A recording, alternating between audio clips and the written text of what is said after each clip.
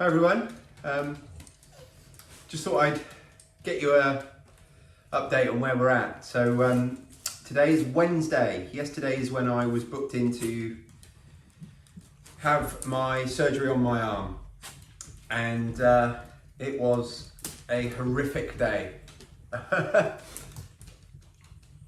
It was a horrible day, but please don't take this as me whinging. I'm not whinging, I'm not complaining. It is what it is, you know. I'm very happy, etc. Anyway, I'll get into it shortly. So we were told that we would receive a phone call the day before on the Monday to let me know what time my surgery was, and that didn't happen. So we rung the hospital in the end around 5 p.m. We were told that we'd be told on Tuesday morning, yesterday morning, the day of the booked surgery. And we were told that we'd receive that call between 8 and 8:30.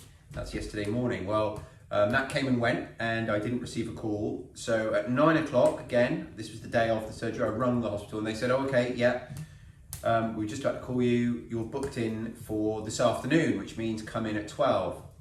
Now, I was told that I wasn't allowed to eat anything from midnight or drink anything. So, you know, fine. And I'm just telling you the story of my day, really. It was a horrible day, but I understand it all, and it all is, you know, perfectly reasonable, and the health service we have in this country is amazing, and I'm not knocking it, and the people, every single person that I've dealt with has been incredible. So I got to the hospital at 12. Now, this whole process was made a little bit awkward because my wife works in a school, so it's not easy for her to just take the odd hour off here and there. So she booked the morning off, and she hates taking time off from work. Anyway, she dropped me off at the hospital at 12. And I went up into effectively what is the theatre waiting room and changed into scrubs and all that kind of thing. I'd previously had a COVID-19 test on the Sunday, which,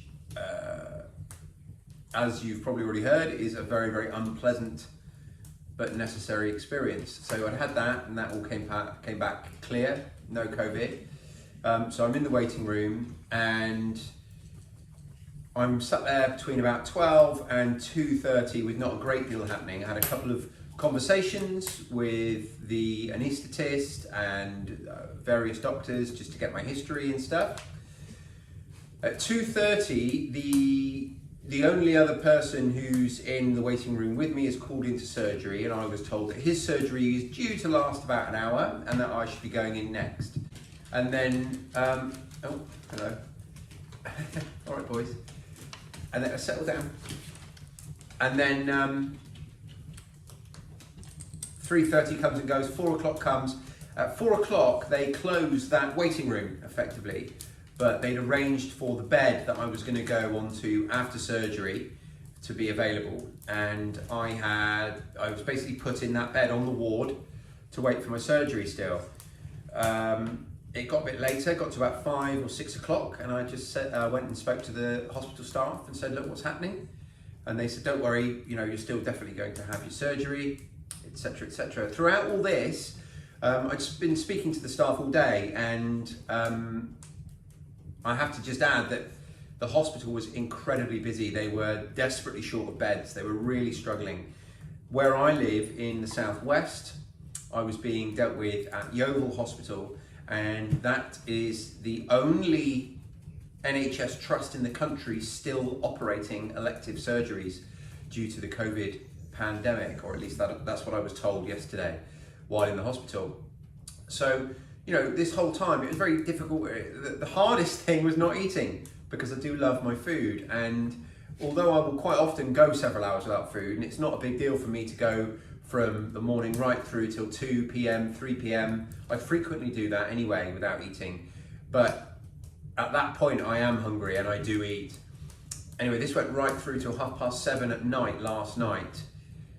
And I was absolutely famished. I was so hungry. And then the surgeon came in to speak to me and basically tell me that my operation had been cancelled and it was going to be rescheduled, which it has been, for Thursday, which is tomorrow. I'm recording this Wednesday, obviously. I'm going to upload it, I think, as soon as I've recorded it. So hopefully you'll be seeing it on the same day, within a couple of hours of me recording it. Anyway, obviously, it was such a weird experience because at 7:30, I waited all day in the hospital, and a sense of relief came about me because I was allowed to eat. So I wolfed down some sandwiches and bits and bobs that they had on hand, and was told to go home basically, and it was going to be rescheduled for tomorrow, which it has been.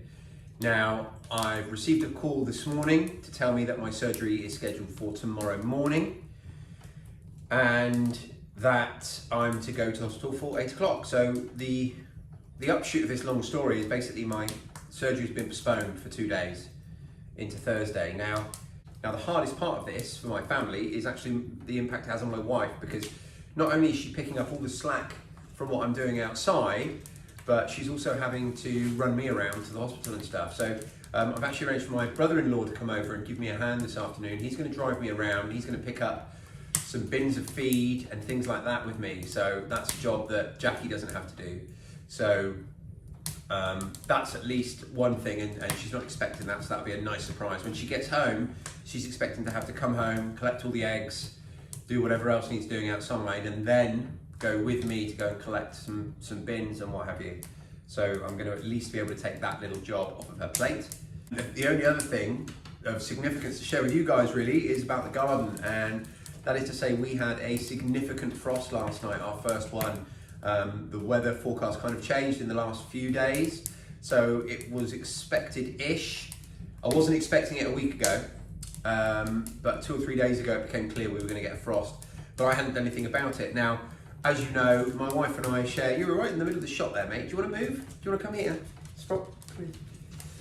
And so, while my wife and I share everything... You can't climb on me, buddy.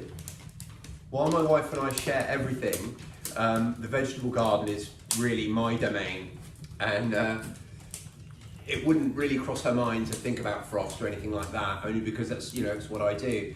So she got a text from me from the hospital yesterday saying, can you please go, we're going to get a hard frost, can you go and collect all of our butternut squash? So the ones that aren't quite ripe, you can see beside me here, we're leaving them in the sun, and this green colour on them should, if we're lucky, go this much paler colour and eventually a light orange, but we'll see.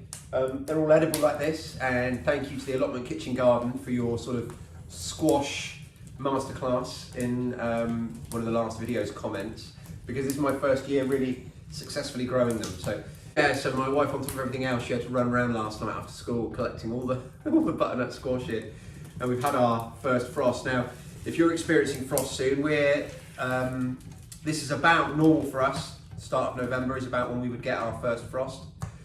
So what I could have done, it was a fairly deep frost, but not huge hard frost. It got down to about -3 for a good 2 or 3 hours. And what I would probably have done if I was here and fully fit is I probably would have covered up all of our butternut squash plants and some of our other tender plants with some straw, a nice deep bed of straw, just to help protect them from the frost, and seen if they'd weathered it out, because I haven't been out there today, but I'm fairly confident when I go out there all the squash plants will be dead, and that'll be the end of that. But they've still got maybe another 10 small fruits on, which I might have been able to salvage by covering up the plants, but who knows, you know, I'm certainly not going to dwell on it. I'm just sharing thoughts with you really. So yeah, that's where we are at the moment. So my brother-in-law's going to be here shortly. We're going to go around and do some of the less glamorous work to try and take that off of my wife's shoulders, and then I'll be going back into hospital tomorrow to hopefully have my surgery. And that's about it. I may do a bit of filming with my brother while I'm out and about, but I may not. It all depends on how it goes. But anyway, I just wanted to get you guys up to speed on where we are. And yeah, as always, thank you for all your support and thank you for watching. And I'm certainly not upset about anything. I'm only happy, you know.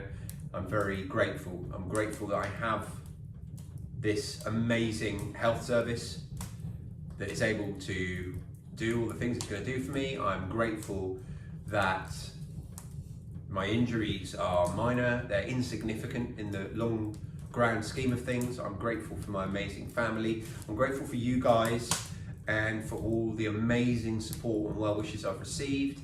So I'm just in a really good place, mentally and emotionally, if not quite physically, but that's temporary. This too shall pass. So yeah, that's about it. If you find these videos valuable, there's several ways you can support them. The easiest of which is to make sure you're subscribed to our channel, leave a comment down below, press that like button. Also make sure you press that bell so that you get notified when I release new videos.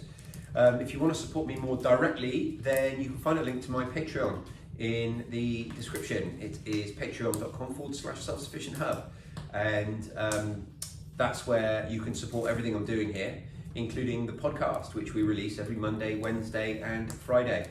As always, guys, thanks for watching, and I'll speak to you very, very soon.